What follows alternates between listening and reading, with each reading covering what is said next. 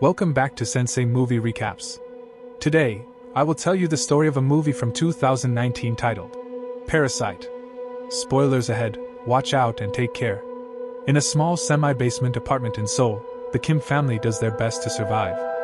Father Kitai, mother Chung-suk, daughter Ki-yoon, and son Ki-woo work folding pizza boxes for a very low wage and struggle to make ends meet. This makes them go as far as using their phones next to the bathroom window to be able to steal Wi-Fi or keeping their windows open for the fumigator's poison smoke to enter the house and get rid of the bugs, even if they end up breathing it too. One evening, they're visited by Minyak, a friend of Kiwoo's, who brings them a scholar's rock from his grandfather's collection, meant to be an amulet for wealth. He also brings Kiwoo a work opportunity since Minyak will be traveling abroad soon. He wants Kiwoo to take over his tutoring of the daughter of a very rich family. Kiwoo has good English knowledge after his years in the military and trying out the university entrance exam 4 times. Ki-yoon can just fake his papers to pretend he's a university student since she's good with design programs, and it's not like his employers will look at them closely.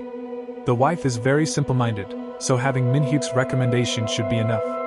Wearing his best clothes and with the forged document in hand, Kiwoo goes to the Park family's house, which is in the fancy part of the city. After being allowed inside by the housekeeper, Gukmun-gwan, he's interviewed by Choi and Gyo, also known as Mrs. Park. Just as predicted, she barely looks at the paperwork and trusts Min-hyuk's word, but she wants to sit through the first lesson to check Kiwoo as a good, proper man. Kiwoo will be teaching the daughter, Dahai, who starts off as very shy and gets startled when Kiwoo suddenly grabs her wrist. But since it's only a gesture to comfort her when she's having a hard time understanding the exercise, she quickly softens up to him. Mrs. Park is happy with what she's seen, so she decides to hire Kiwoo and pay him well. After the first class, he also gets to meet her son, Dasong, who has joined the Scouts and is obsessed with playing Indians. Kiwoo used to be a scout too, so he shows understanding. And when Mrs. Park shows him her son's drawings, Kiwoo gets an idea. He begins talking about Dasong's art as if it were truly a masterpiece. And when Mrs. Park mentions she needs a new art teacher because none of the previous ones lasted more than a month, Kiwoo recommends his cousin's classmate, Jessica, a highly qualified art therapist. In truth, he's talking about his sister, who also shows up the next day for an interview while pretending to be this Jessica teacher. After just having read some stuff about art therapy and psychology online, while Mrs. Park talks to her, Kiwoo tutors Dahai, who is jealous of Kiwoo being friends with the art teacher. Kiwoo assures her he isn't interested in her. Then the two of them kiss. Back to Ki-yoon, she convinces Mrs. Park to let her give Dasong his first lesson alone. And by the end of it, she impresses her by showing her how well-behaved her son is now. She also shows Mrs. Park signs of trauma on Dasong's paintings, mentioning an incident he went through during first grade, convinced her son needs art therapy. Mrs. Park hires Kiwoo under excellent pay. Later that day, she also meets the family father, Park Dong-gik, who offers his chauffeur, Yoon, to drive her home. Yoon insists on taking her to her house, but wanting to hide that she lives in a poor area to keep up appearances, she asks him to leave her at the train station because she's meeting someone. During that trip, Ki-yoon gets an idea and takes out her panties to hide them in the car. The Kim family begins eating better thanks to their children's new salaries while planning their next move. Meanwhile, Mr. Park finds the panties in the car and thinks Yoon has been taking lovers in the vehicle, possibly even consuming narcotics as well because no one in their right mind forgets their underwear in a car. When Ki-yoon leaves after class, Mrs. Park takes the chance to ask her opinion about the driver. So, she tells her about how Yoon tried to take her home instead of the station. Mrs. Park decides they'll be firing Yoon under some excuse not to start a scandal, and Ki-yoon swoops in, saying a mature employee is more trustworthy before recommending her uncle's old driver. Of course, this man turns out to be Kidyak, who used to work as a chauffeur when younger. He goes for a test drive with Mr. Park, who is impressed by his good manners and his vast knowledge of the city that doesn't need GPS to reach his location. His driving is so smooth Mr. Park doesn't even spill his drink when the car turns, so he hires him on the spot. The last part of the plan is the most difficult one. Moon Guang is a stubborn, cunning woman who has been working in that house since it was owned by a previous family. Kiwoo learns from Dahai that peaches are forbidden in the house because Moon Guang is allergic. So, he and Ki-yoon begin throwing peach fuzz at her when she isn't noticing. Moon Guang ends up going to the doctor for a checkup since she doesn't believe it to be allergies, and Ki-tak is there as part of the plan. He takes a selfie by making Moon Guang appear in the background, then shows it to Mrs. Park while telling her he overheard Moon Guang say she has tuberculosis at the house. When Moon Guang begins coughing because of the allergies, He puts some ketchup on the tissues in the trash to make it look like she had coughed up blood. The shame to have a sick employee in the house. Mrs. Park makes Kitty-Ack promise he won't tell her husband about it, then fires Moon Guang under some excuse, telling Mr. Park she quit. Mr. Park begins to worry about the lack of cooking and cleaning in the house, so Kita gives him the card of a prestigious agency he almost worked for, giving Mr. Park permission to tell his wife that he got the idea. This agency supposedly provides families with trustworthy employees, but in truth, it's another ruse by the Kims. The phone on the card is the second number Ki-yoon got for this, and when Mrs. Park calls, she pretends to be a secretary asking for lots of official paperwork. Eventually, Chung Suk is hired as the new housekeeper, and the whole Kim family is in. Da-song notices they all smell the same, but they realize it isn't the soap. It's the smell of their old cheap apartment. One day, the Parks leave on a camping trip and leave Chung Suk taking care of the house. So, as soon as they're gone, the whole Kim family comes over to stay for a while. They use all the rooms, eat all the food, drink the expensive wines, and Kiwoo even steals Da-Hai's diary to read it because he wants to propose to her when she gets into the university. The Kims spend their dinner fantasizing about what marrying into a rich family would be like while a storm rages outside. When suddenly someone rings the doorbell, it's Moon Guang, who claims she forgot something in the basement when she was fired and left in a hurry. While her family hides, Chung Suk lets her in. But Moon Guang is taking too long down there, so Chung Suk goes to see what is going on. She finds Moon Guang trying to move a cupboard, so she helps her, revealing a door behind it that takes them to an underground bunker created by the architect and previous homeowner. Moon Guang's husband, Oh Jansei, has been living there for years hiding from loan sharks.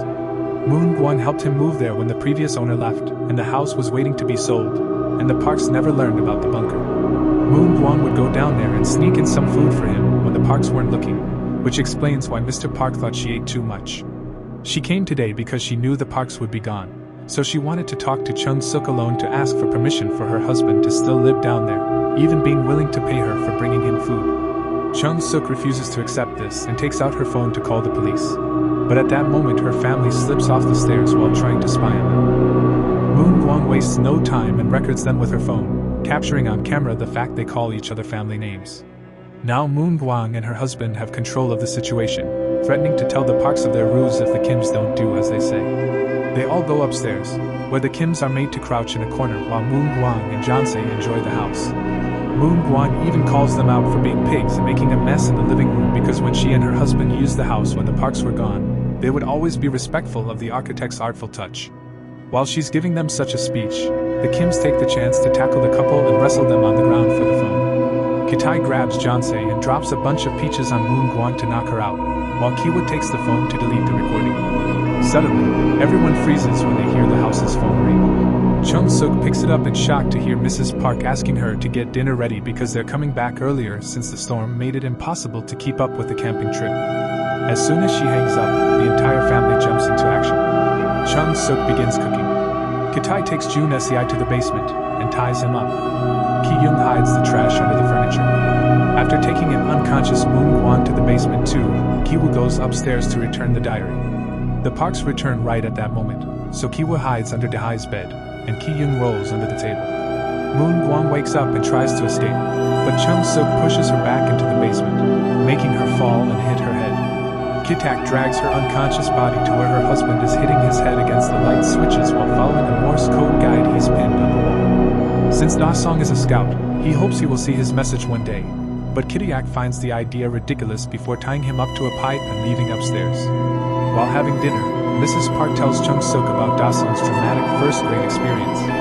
One night, the boy sneaked into the kitchen to steal his birthday cake and saw a ghost coming from the basement, who was actually Jansei. This caused him to have convulsions and foam at the mouth, and this is why he's been going to therapy since then, and they're never home for his birthday.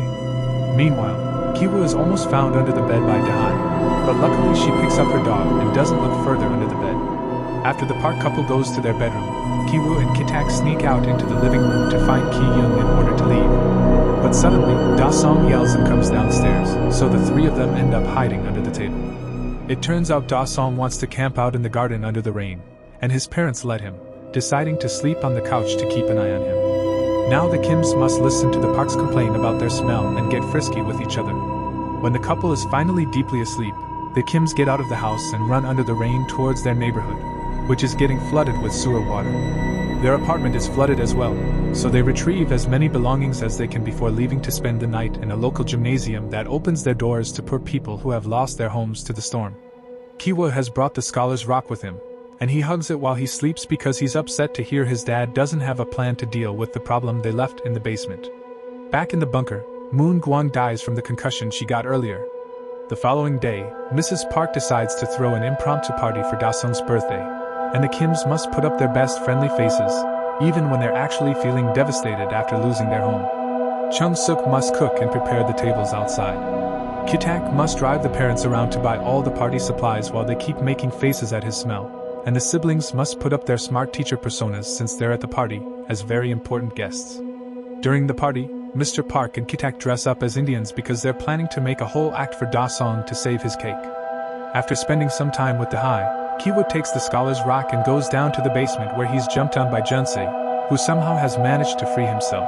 After stopping him from fleeing with a cord around Kiwa's neck, Junsei knocks him out with the rock, then leaves the bunker, grabbing a knife from the kitchen on his way to the garden party, seeking to avenge Moon Guang. Junsei runs out and stabs Ki-young. Da-sung begins having a seizure as soon as he sees him, while Dahai finds Kiwa's body and carries him out to ask for help. Ki-tak goes to check on her daughter, trying to keep a hand on her wound to stop it from bleeding, while Chung-suk jumps on Junsei and kills him with a barbecue skewer. Mr. Park doesn't care about any of his employees.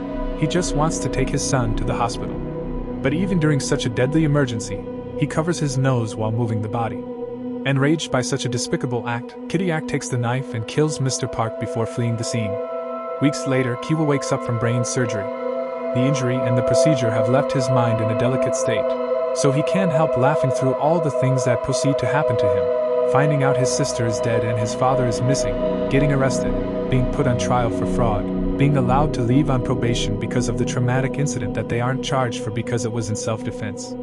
He only stops laughing when he sees the news report recording the now empty house, making everything that happened feel more real. Neither he nor his mother knows where his father is, but the detectives keep on tailing them for a while, thinking they may take them to him. Months later, after the news finally moved on to other subjects and the cops don't follow them anymore, Kiwa goes up the mountain and spies on the Park's house, which is now occupied by a German family that bought it because they didn't know its history.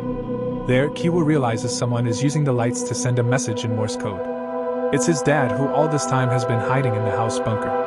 He has buried Moon Guang in the backyard and survives by raiding the kitchen every night. He also sends the Morse messages every day, hoping his son would see them one day. Back in his old apartment, he still shares with his mother. Kiwa writes a letter for his dad, promising to work hard and get enough money to one day buy the house and reunite with him. Subscribe and leave a like for more videos like this. Thanks for watching.